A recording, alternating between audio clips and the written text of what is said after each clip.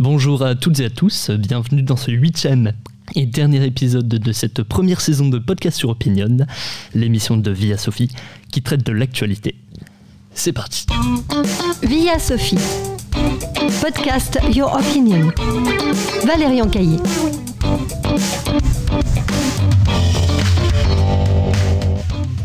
Nous sommes à 2 semaines des épreuves du baccalauréat, que ce soit celles des élèves de première ou de terminale, à l'heure où nous enregistrons ce podcast.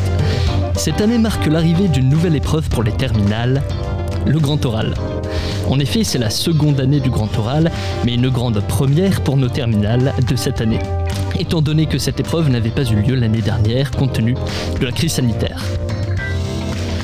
En cette première semaine de juin, nous célébrons les 100 ans de la création de la première station radio de France, qui émettait depuis la Tour Eiffel, et les 40 ans de la radio libre.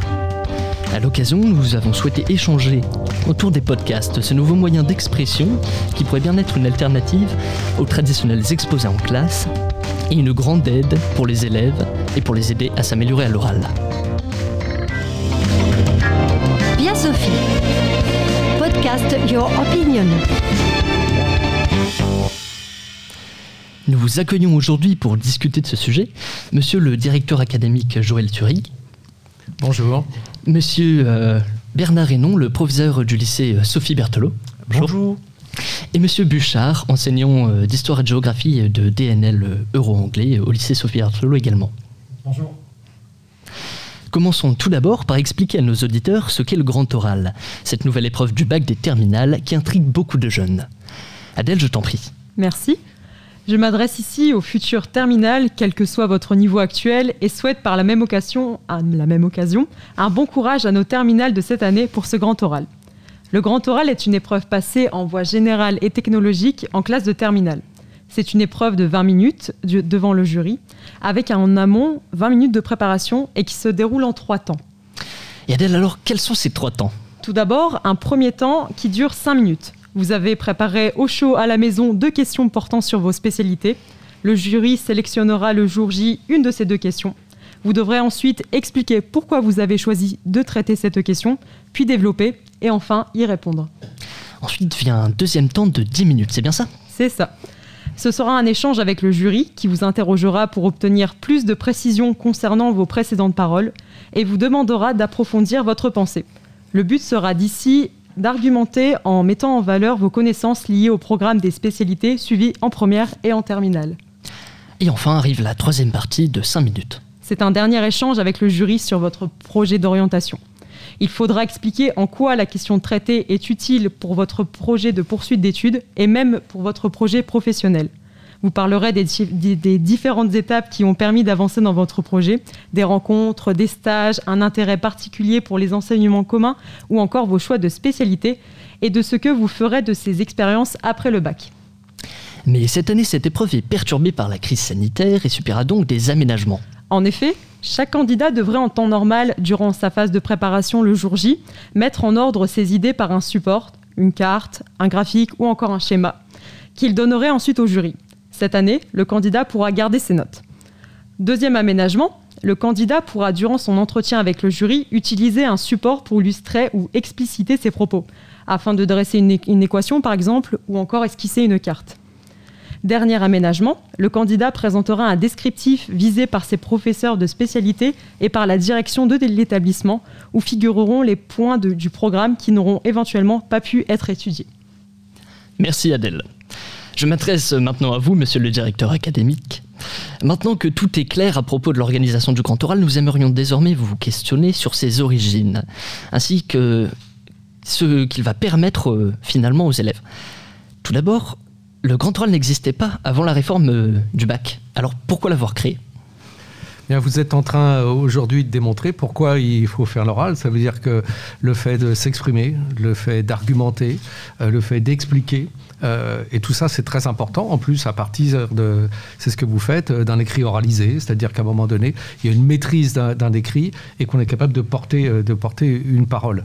Et c'est quelque chose qui avait été par notre ministre, effectivement, de se dire c'était un manque dans le système éducatif. C'est-à-dire qu'on s'aperçoit que par rapport à d'autres systèmes éducatifs, la prise de responsabilité des jeunes, le fait d'être capable de s'exprimer, souvent on évaluait l'oral, mais on le travaillait peu.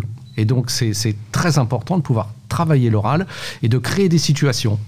La radio est effectivement le média par excellence par rapport à ça. Mais il peut y avoir le théâtre, il peut y avoir d'autres activités, les concours d'éloquence, mais c'est vraiment un média très particulier. Et je crois que c'est important.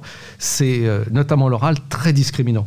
On le sait que socialement, on sait que pour un certain nombre, c'est très discriminant et qu'on le voit bien après quand on va dans les classes prépa pour certains ou d'autres, quand on a un entretien d'embauche, eh bien là, on vous demande de vous exprimer. On vous demande, et ceux qui ne l'ont pas travaillé, ceux qui n'avaient pas les parents qui ont pu leur expliquer, eh bien tant pis pour eux. Et donc c'est fondamental pour notre système scolaire de développer ces compétences. D'accord, merci beaucoup. Monsieur Hénon, je m'adresse maintenant à vous. Quel genre de cours, quel genre d'activité proposons-nous dans un lycée pour préparer les élèves à cette épreuve ? Alors, il y a deux temporalités derrière votre question. Il y a la préparation du grand oral et ce qu'on a essayé de faire cette année avec un départ un peu chaotique puisque pendant toute une période on a pensé que le grand oral n'aurait pas lieu. Donc on va dater ça presque à décembre ou janvier finalement le départ du travail. C'est une prise de décision dans l'établissement, c'est de considérer que vraiment le point d'appui ce sera la spécialité, l'enseignement de spécialité. Et à l'intérieur de ça, une réflexion, c'est normalement, s'il y avait eu une épreuve sur les spécialités, elle aurait eu lieu aux alentours du 15 mars.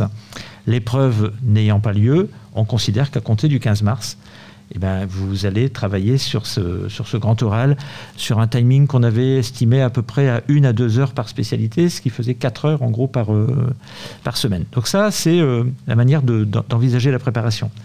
Après, on a accéléré un peu cette mécanique-là avec une réunion avec vos enseignants sur une espèce de modèle, en laissant bien évidemment à vos enseignants la possibilité de s'en emparer, de s'en écarter, de s'en inspirer, un modèle sur 3 points.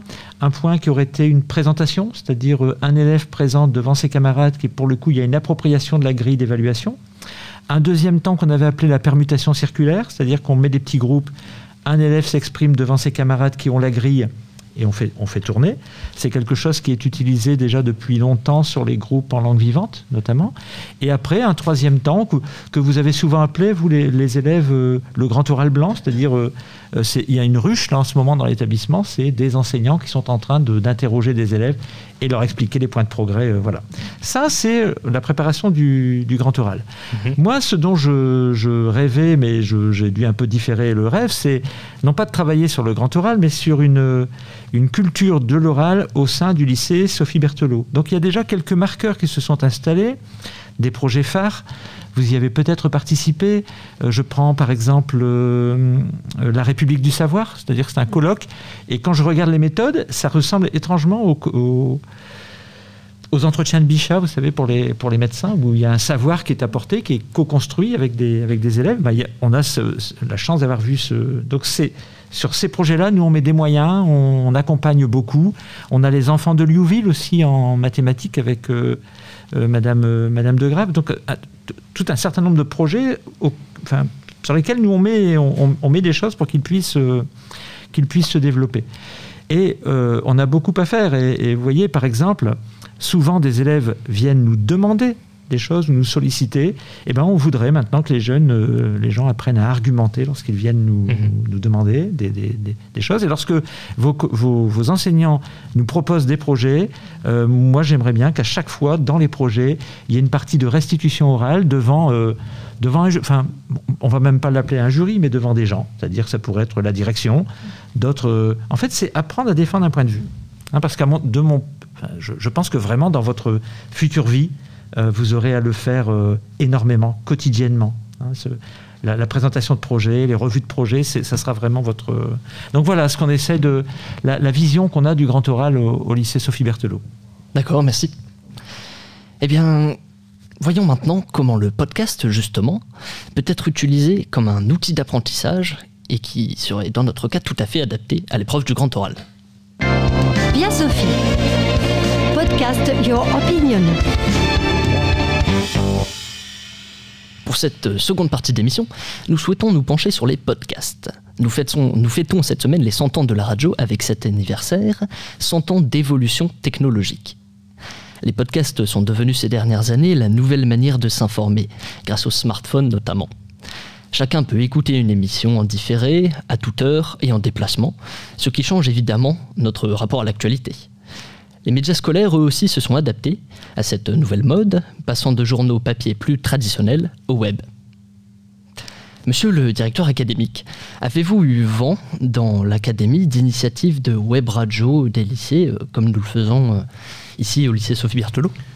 Oui, c'est en train de se développer. Donc on a lancé d'ailleurs toute une application avec Territoire Apprenant, Observatoire Territoire Apprenant sur le département, et on a au moins une dizaine qui sont référencés dans les écoles, dans les collèges et dans les lycées, plus ou moins professionnels. Ici, on n'est pas loin d'être sur un fonctionnement professionnel. Et pour reprendre ce que disait le chef d'établissement tout à l'heure, quand il disait qu'effectivement, à un moment donné, on pouvait oser, et je crois que c'est important. On avait des discussions avec Madame le recteur qui dit, voilà, à un moment donné, il faut que les jeunes aussi, à un moment donné, on a des projets, on a des idées, on veut rêver. Comme il disait, rêvons, prenons des initiatives. Et donc, il y a beaucoup d'écoles qui sont en train de le faire, et on va les aider à se développer de plus en plus. C'est vous qui allez aussi pouvoir impulser. Je crois que c'est important, avec une relation avec les enseignants qui, à ce moment-là, est complètement changée. D'accord, merci.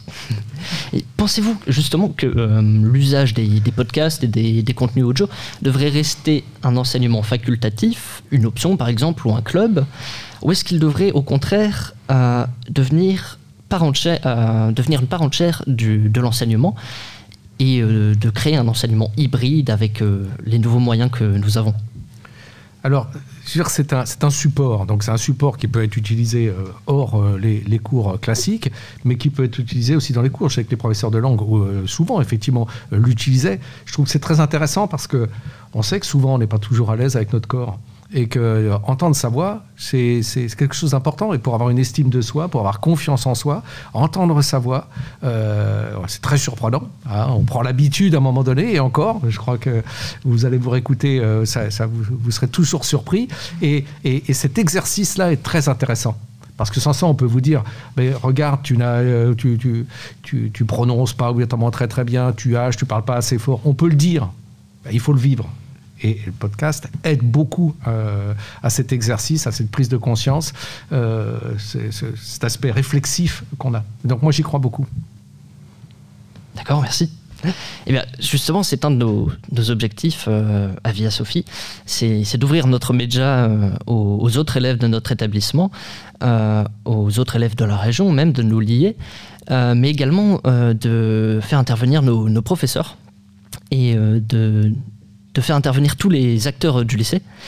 Et pour cela, je vais vous poser une question, monsieur Bouchard. Vous êtes enseignant d'histoire-géographie et de TNL euro-anglais au lycée Sophie Berthelot. Vous utilisez déjà en classe pour les cours de langue, l'euro-anglais comme je l'ai dit, des formats audio pour évaluer les élèves.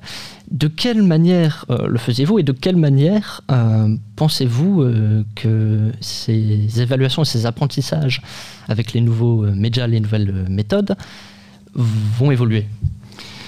Alors, je pense qu'il y a beaucoup de collègues qui, comme moi, utilisent l'audio, l'oral, voire quasiment le podcast, on peut appeler ça comme ça, pour faire des productions. Ça peut être des productions très variées, ça peut être des interviews, ça peut être des comptes rendus de films, d'ouvrages. Et justement, moi, ce qui me semble intéressant dans le podcast, c'est de peut-être diffuser ce genre de travaux d'élèves. C'est que ce travail d'élève, c'est pas uniquement pour le professeur. Alors, le professeur est là pour guider, pour donner des grilles de compétences, voire conseiller, donner les capacités à atteindre, mais il faut aussi peut-être essayer d'aller au-delà, c'est-à-dire que peut-être proposer à certains élèves qu'ils souhaitent de diffuser leur travail, parce que c'est un moyen justement de prendre confiance en soi, d'oser aussi, de créer quelque chose. Et ça me paraît vraiment quelque chose de très très important, diffuser ces travaux d'élèves qui sont réalisés dans beaucoup de matières. Il n'y a pas seulement en langue, je pense au théâtre, en musique, vraiment c'est quelque chose qui se pratique dans beaucoup de disciplines, et peut-être le rendre accessible davantage pour montrer peut-être aux autres, faire une sorte d'effet d'entraînement, que si d'autres l'ont fait, pourquoi pas moi, et donc participer justement à cette prise de conscience et de cette confiance en soi. Eh bien, comme vous l'avez dit, messieurs, le grand oral est une épreuve qui pousse les élèves à prendre la parole, à prendre des initiatives, à développer leur audace, si je puis dire, à devenir des adultes. Et c'est également une épreuve qui s'allie tout à fait correctement avec le podcast, parce que le podcast est quelque chose qui peut être utilisé facilement avec des moyens plus ou moins complexes, comme nous le faisons ici. Nous avons la chance d'avoir un lycée qui nous accompagne et qui nous donne de plus gros moyens. Mais c'est un objectif que nous avons en tant que jeunes, en tant que radio, de développer cette idée d'initiative à travers le podcast, de partager, comme vous l'avez dit, Monsieur Buchard, ses travaux, de donner envie aux autres élèves et aux autres jeunes de se lancer dans cette aventure. Et c'est pour ça que je vous remercie d'être venu aujourd'hui, monsieur le directeur académique. Merci pour votre présence, ça fait un plaisir de vous avoir à notre plateau sur Via Sophie. C'était un plaisir partagé, et puis quand vous dites devenir adulte, devenir citoyen. Parce qu'effectivement, là, c'est là où c'est important, avec l'argumentaire, tout ça, vous êtes effectivement sur la voie, et vous êtes déjà des citoyens avec les émissions que vous faites. Merci beaucoup. Merci Monsieur Hénon, notre proviseur du lycée Sophie Berthelot, de nous accompagner dans cette aventure et de nous permettre ce projet. Et merci à vous, Monsieur Buchard, ainsi qu'aux autres professeurs du lycée Sophie Berthelot de nous supporter dans ce projet et de nous pousser vers l'avant. C'est un plaisir. Merci beaucoup à Hector et à Victor aussi, à la technique, sans qui nous n'aurions pas pu enregistrer cette émission.